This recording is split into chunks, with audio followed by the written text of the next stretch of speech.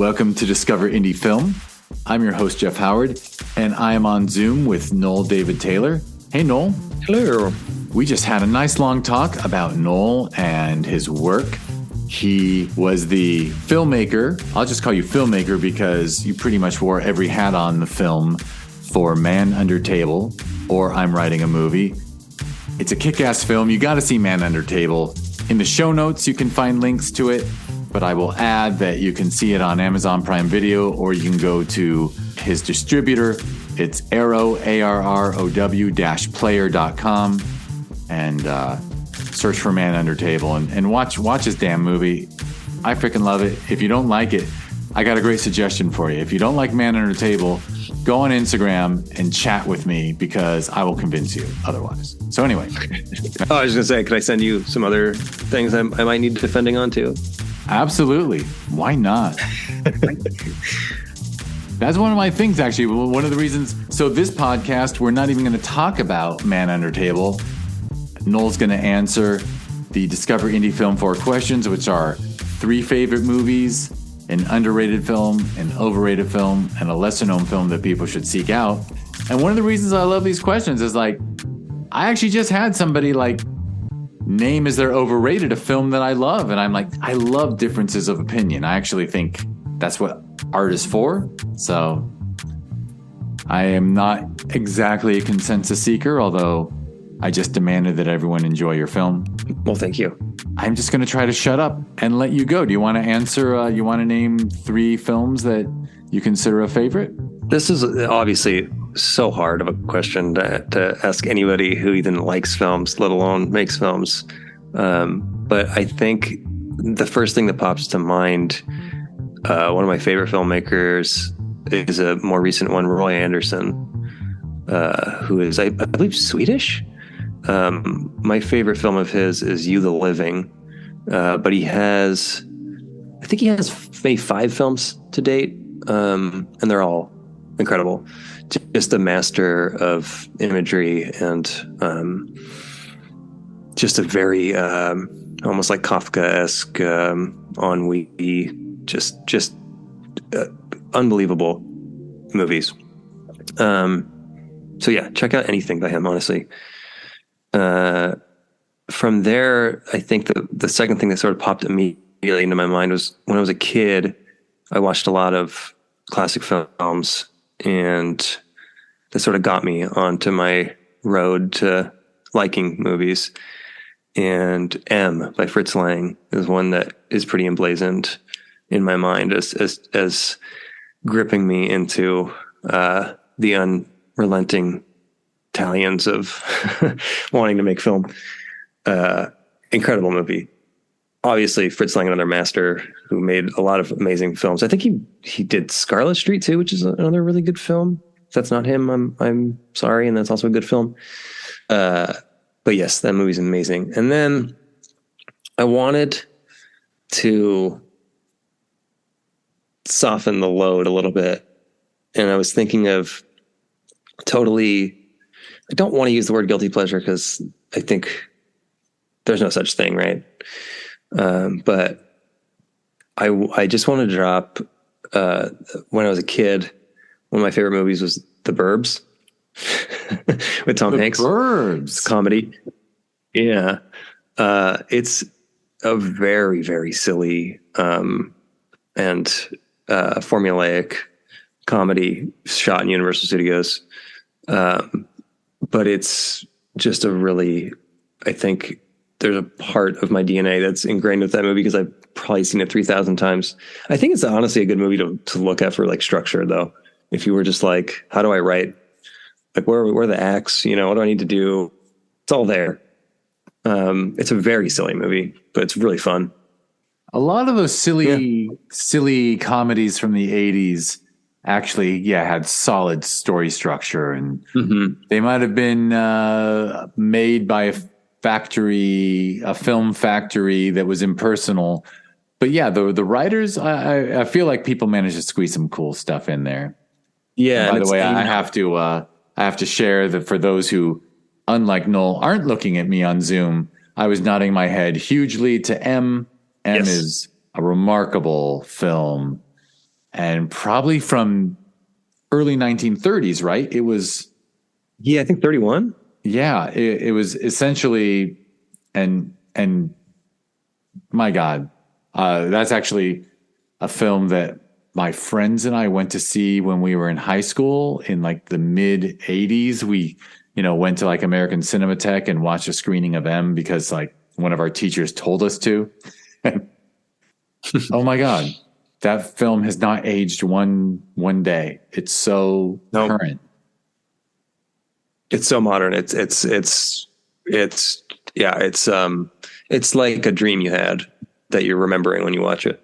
And Peter Lorre acting in German is one of the most amazing actors you've ever seen because you grow up on him in American films when he came here and he just played little stereotypes. Mm-hmm. And then you watch him over there and he gives the most amazing performance I've ever seen. It's unbelievable. He was a great dramatic actor. Yeah. I mean, obviously like Arsenic and Old Lace and these films, they're amazing too, but he was a great dramatic actor. Yeah. Absolutely. Absolutely. All right. Well, good list. Good list. And thank you for You the Living because I haven't seen it. So I'm going to jump on that. And please let me know what you think because I think question 2 is underrated. I had a hard time with this one because it's the concept of being underrated it's kind of rough because if you've seen it and I say the name of it, it's probably gotten enough attention or, is out there. And I don't know, the concept is a tough one for me to sit with, but I will, at risk of hating myself later, mention a Spielberg movie here. Munich, I really think, is a good Spielberg movie that is underrated that I really enjoyed. I think you and I are going to get along. I piss off Spielberg fans all the time because I argue that Munich is by far his best film. I agree. Yeah, I think it's really masterful. There's really not an element to it that isn't kind of, at least a 9 on that scale of mastery. Right. And all the shit he does in his other films that annoys me. Mm-hmm. He dials back all the over the topness that turns me off of his other films. I think maybe just like some kind of element of tapping into the cinema movement of the time that the movie takes place that he's trying to emulate that really, tones down his annoying stuff and creates something really not hokey, but, stunning. Yeah. Yeah. Stunning and immediate and compelling. And, I also piss off Spielberg fans by saying his other best film is Ready Player One. But anyway, because everyone wants you to love Close Encounters or Jaws or E.T. And I'm like, no, those all suck. His best film's Munich. The one that just references other movies and like is just kind of a seizure on screen. Oh my God. It's just ridiculous. But I won't bother on my Spielberg soapbox.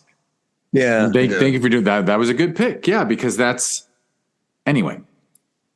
It's hard to be like underrated Spielberg, but yeah. I think not that many people pay attention to Munich. Yeah. I would love for your overrated to be Schindler's List, but it probably won't be. What's your overrated? Overrated. I also had a hard time with this one. Just, and I know I'm going to really upset a lot of people here, but a movie that I've tried to like so many times is Lost in Translation with Bill Murray, the Sofia Coppola film. I've never been able to enjoy this movie on really any level other than like physically, and that Bill Murray is in it. Yeah.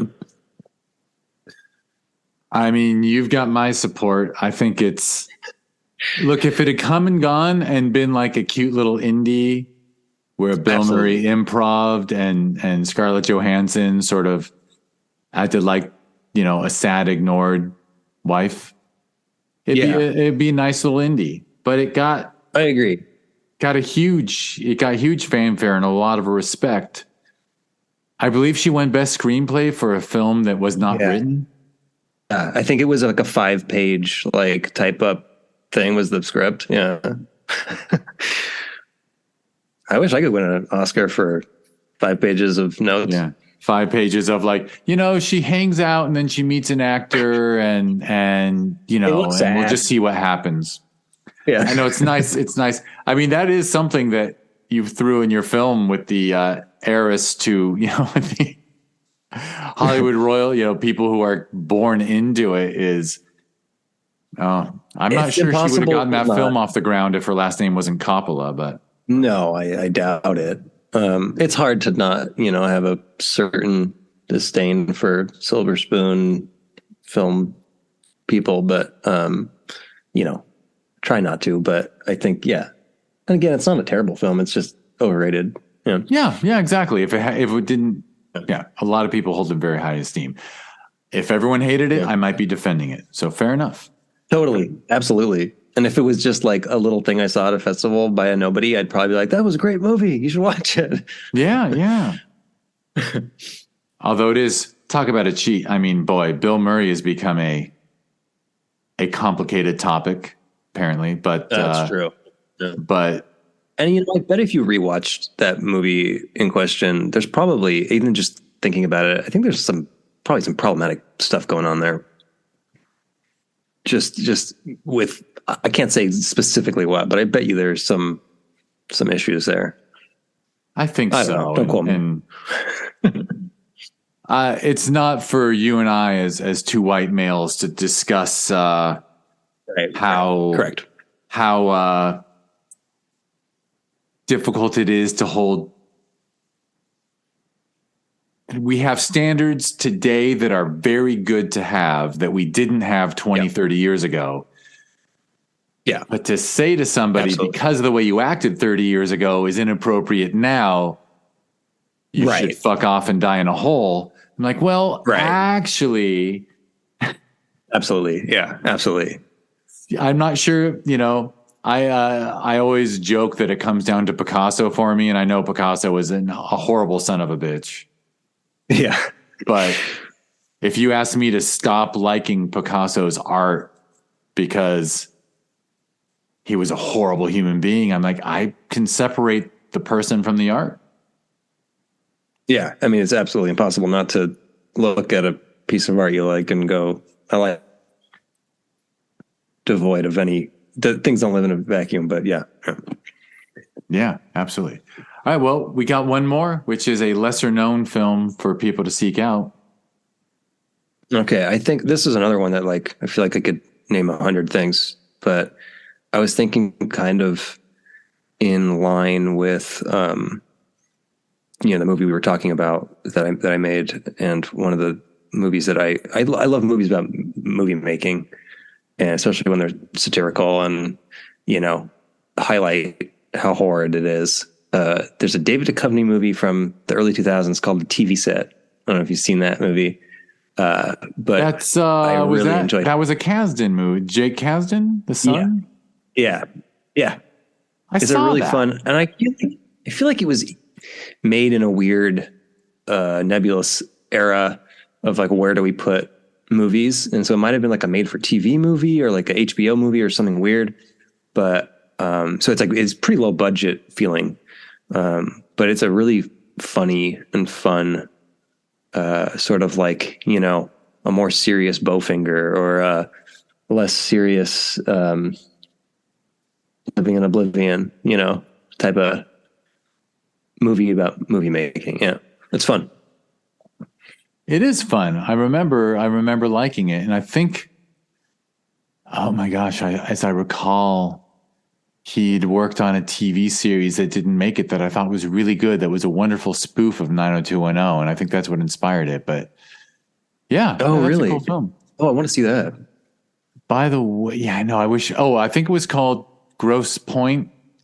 And unfortunately, the John Cusack film Grosse Pointe Blank came out around the same time and made everyone ignore Grosse Pointe. But Grosse Pointe was hilarious. And I think Kasdan. Oh, I'm going to check it out.